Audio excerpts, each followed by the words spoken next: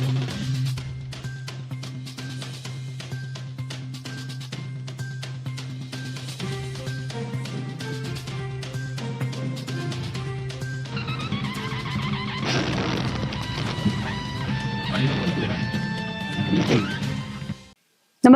आपण पाहता हिरकणी न्यूज.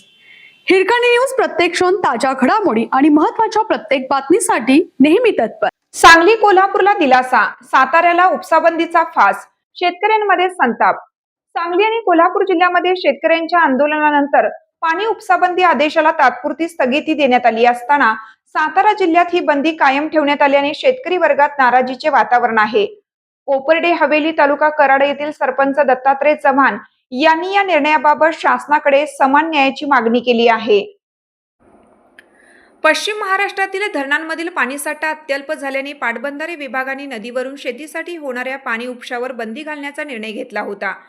कोयना धरणासह विविध प्रकल्पांमधील पाणीसाठा चिंताजनक पातळीवर गेल्याने हा आदेश लागू करण्यात आला. मात्र शेतकऱ्यांच्या आंदोलनानंतर सांगली आणि कोल्हापूर जिल्ह्यासाठी 20, 21 आणि 22 जून या कालावधीत उपसाबंदीला तात्पुरती स्थगिती देण्यात आली. दुसरीकडे सातारा जिल्ह्यात कृष्णा, कुडाळी, वसना आणि इतर नदीपात्रांमधील पाणी उपसाबंदी अद्याप कायम आहे. धोम, बलकवडीसह विविध प्रकल्पातील उपलब्ध पाणीसाठा प्रामुख्याने पिण्याच्या पाण्यासाठी राखीव ठेवण्यात आलाय. त्यामुळे कराड, पाटण, खंडाळा आणि इतर तालुक्यातील शेतकऱ्यांसमोर मोठे संकट उभे राहिले आहे. सांगली आणि कोल्हापूर जिल्ह्यातील शेतकऱ्यांना पाणी उपसाबंदीमधून दिलासा देण्यात आला. मात्र सातारा जिल्ह्यातील शेतकऱ्यांवर हीच बंदी कायम ठेवण्यात आली आहे.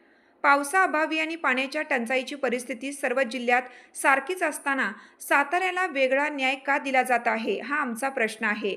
शासनाने जिल्हानिहाय भेदभाव न करता सातारा जिल्ह्यातील शेतकऱ्यांनाही समान न्याय द्यावा. शेती, ऊस, भात आणि अन्य पिके संकटात असताना शेतकऱ्यांच्या हिताचा तातडीने निर्णय घेणं गरजेचं आहे.